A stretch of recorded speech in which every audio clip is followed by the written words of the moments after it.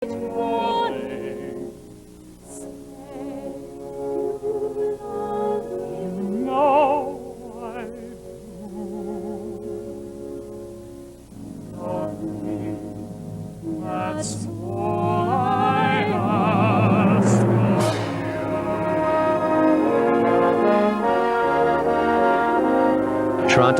Rebecca Caine plays the leading female role of Christine Daae. Byron Nease plays Raoul, the handsome young aristocrat who competes with the Phantom for Christine's affection. What's all this talk about garlic? The garlic? Well, the garlic thing started when I was playing Colm Wilkinson's daughter in Les Miserables in London, and the theatre was in the sort of Italian part of London, and we used to go out and eat, and we all used to eat garlic, and then we'd be doing the bit at the end when he's dying, and I'd be going, "You will live, Papa, you're going to live," and he was doing this. But he eats it too. He eats it at night with honey. And so anyway, and he's always buying it for me too. The thing is it's very good for you. It's about the best way to eat concentrated vitamin C. So we eat it all the time. Of course, on the other hand, if you're doing a love duet and you're having sort of the war of garlic and onions here, she's carried on the great tradition here in Toronto. He eats Caesar salads before we go, and it's disgusting. It's only to defend myself. I love him anyway. I love them both. I don't mind if they smell. I just don't like it when they tell the press. How would you describe the character that you play? Space cadet. Yeah, that's about it. She takes lessons, singing lessons through the walls of her dressing room. We're not alike. Yeah. I think I'm slightly more intelligent than she is, aren't I, darling? Absolutely. Yes, thank you. How does Christine feel about Raoul? Sort of meat and two veg, really, if you know what I mean. And the Phantom is sort of, let your darker side give in, but she realizes that this is the person that she really has a future with. And that's why, I better not say, in case you haven't seen the show. Oh, she's crazy about him, but she's sort of torn different ways because she sort of sees him as her father, and then as a sort of Svengali figure, and then there's the sexual side of it, which is probably the strongest side of it. You've appeared in television and film with celebrities such as Carol O'Connor, Carol Burnett, and Mary Tyler Moore. What brings you back to the live theater? My first love. This is what I feel like I do best. There's an immediacy about a relationship between the actors on stage and the actors with the audience it's a real visceral thing that I really enjoy. And besides, I get to sing love songs to this beautiful lady and kiss her and get to smell her garlic. What else, could be better than this? What kind of training have you had? Actually, I didn't have a whole lot of training before I moved to New York. I've always sung. My mother was a singer and my grandfather, but my own training in college was more general courses and with a degree in speech communications. So I've kind of learned as I've gone along. Your career has been divided between musical theater and opera. Do you have any preference between the two? No, I don't really see a difference between the two of them. They're all acting and singing, especially now as musicals are becoming through sung. There's really not that much difference. I love them both. Rebecca, you've had the chance to play Christine both in Toronto and in London. How would you compare the two productions? Oh, this one is better. Really? Oh, yeah. And I'm not just saying that. I mean, I know I'm biased. Her leading men. My leading men, although the other ones were pretty good too. They were different. No, it's also to do with the theatre. The show just fits in the theatre beautifully. The show starts when you come in the front door here, and the cast are incredibly talented because there was such a desire to be in the show. We've probably got about 3 different casts actually just sitting on stage right now. So it's very exciting, and there's a sort of an enthusiasm here that you don't get in London, and you probably don't get in New York. I think people are a bit more blasé there. That's very refreshing, nice to work with. How do you manage to stay healthy when you have to perform 8 times a week? Oh, lots of garlic. No, I do. You just. Do you warm up your voice before the show? Not as much as Rebecca. Yeah. No, I go to the gym and we try and eat right and get enough sleep, and the same way you stay healthy for anything else. I think, that's a joke. You develop. Answer this one. What? Well, no, the thing is that we don't actually do very much apart from doing the show. I mean, we go home and we sleep and we eat and we come back and we do the show again, because that's all you really have the energy to do. You develop different kinds of disciplines. Yes. You're right. You both live in different parts of the world. Do you find the commuting to be a problem at all?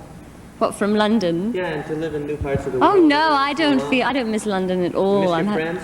Yeah, but I have a huge phone bill. You know, I brought my boyfriend with me, so that's the most important thing. You have a big phone bill too, don't you? I do, but I'm all alone in the world, so. Oh, don't say that on TV. You're not for long. Thanks for joining us. Thank you. Take care. Thank you. And Best you. of luck. Thanks. The phantom of the opera is there inside your mind. Let your soul take you where you long to be.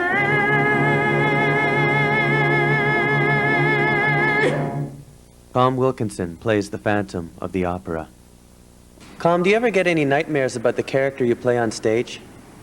No, the only nightmares I get is if they don't pay me for doing it. That's all. No, but no, I don't.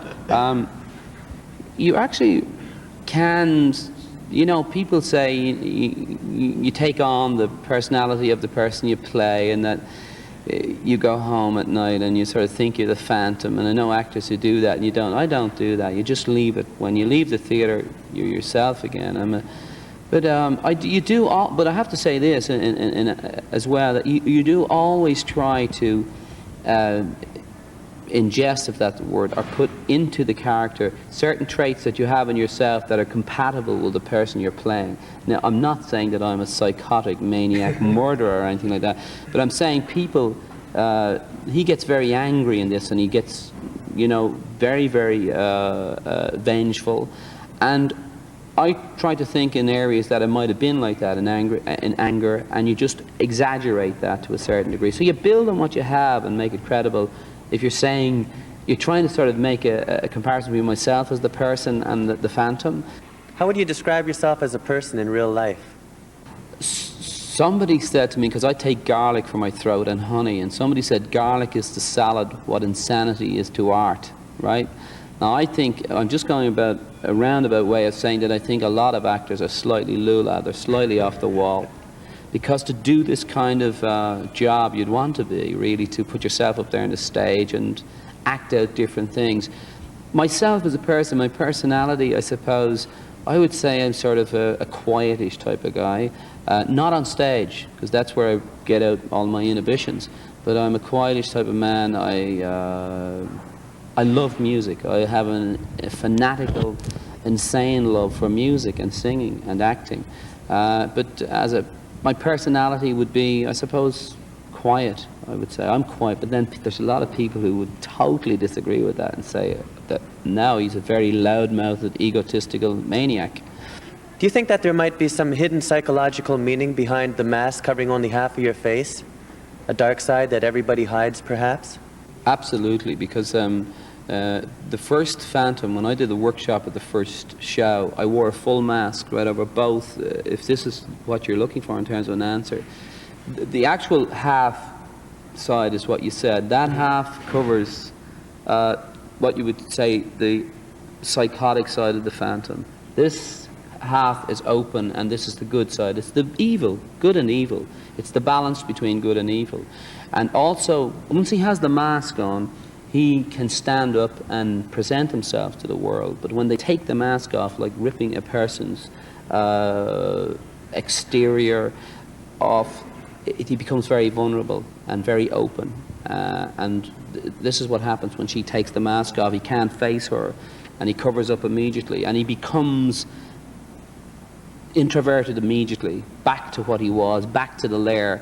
The mask allows him to come up and be a strong, presentable type person, but once the mask is taken off, he's back within himself again, because he reckons he cannot present what he has on his face to the world. What's it like sitting with a makeup person 2 hours every day? Well, we've got it down to 2 hours. Originally it was about 4. But it's fine, because Leslie Olsen, the girl who does it, is wonderful, and she's very, very patient. And I sometimes fall asleep because I sit in sort of a dentist chair, because I need to stretch back, and I sort of meditate a little bit. I just relax, or read mail, or read a book, or whatever while she's working. But a certain areas that are times that you can't do that. So I just have to put my head back, and I usually sleep sometimes. I fall asleep, snore. When you wake up, it's all done. Well, yeah, a lot of the time, yeah, when I wake up, it's all there, yeah. Do you have any advice for young people who might be interested in theatre as a career in the future? Yeah, I could take 3 hours talking about this one, but I'll just say, if I can very briefly, that I have found this, I never planned to be an actor or a singer. I just sort of sidestepped into it through, as I say, being involved with music and coming from a home where music was just the natural thing to do. I just naturally progressed into a band and then started doing Superstar, Jesus Christ Superstar in the early 70s, and then came into different musicals. But I would have to say that it's a very inconsistent profession in terms of wages. I've been very, very lucky because I've been in gainful employment most of my life, most of my career, and I've had very, very few times where I was, which is what they call resting in our business. But there are moments, it's a terrible, you've got to be very strong, let me put it this way, emotionally, and yet you've got to be sensitive enough to be able to relate to people and to open up to people on stage, I mean. And sometimes it's very difficult to take the kind of knocks you get in this business. So what I'm trying to say to any children who are interested in this kind of career, that you've got to be very positive and determined and very, very ambitious about what you want to do. Otherwise, you'll be sidetracked by when people say, hey, I don't like that, you can be devastated. And I must say this, and this is a very important thing, that when you go for an audition, because you don't get the audition, may not be down to your talent. It may be that they just do not like your size, or not that they don't like it, but they're not looking for the kind of person that you are. Maybe your size is wrong, maybe your look is wrong, and they're looking for something else. People are trying to take auditions as very personal things. As I say, haven't done a lot of auditions, because I've usually just got into the parts straight off. But don't be discouraged by auditions that you don't get, and make sure you find out exactly what they're looking for before you go down. And this is what I'll end on, and I won't go on much longer. The Irish were vaccinated with gramophone needles. We talk a lot. But I just want to say that at the end of the day, this profession is one of the most rewarding professions in the world, because there's nothing like the applause, and people who say they don't like applause are liars. It's wonderful to hear people clapping you at the end of a show when you've worked very hard and you know they've loved it and they've liked it, and they stand up and they applaud. It's the best experience in the world. What lies ahead for you and for the Phantom of the Opera? Well, I'm sort of here, I'd say, for about another 9 months to a year. I don't know, really. There are a lot of different things. There's a movie of Les Miserables, which I hope to do. There are 4 or 5 different musicals that I want to record again. I've got an album called Stage Heroes out at the moment. It's on BMG. This is a big plug for the album, but it's on sale at the moment. I want to do another album. I want to do some concerts. I do a lot of concerts on my own. I do 2 hours on my own with a 50-piece orchestra. And I'd like to get into I like to cover all the different aspects of this musical career. I like to do acting. I like to do straight roles. I like to do movies. I like to do, it's another string to the bow. That's another thing that you should do. Diversify. Don't concentrate on one thing if you can. Don't, just diversify as much as you can. Write songs, sing them, act them, do it all if you can. Whether your interest lies in the production, the performers, the music, or the theatre itself, The Phantom of the Opera is definitely worth seeing. I'm Peter Wolfl at the Pantages Theatre, and from all of us here, good luck in your own career.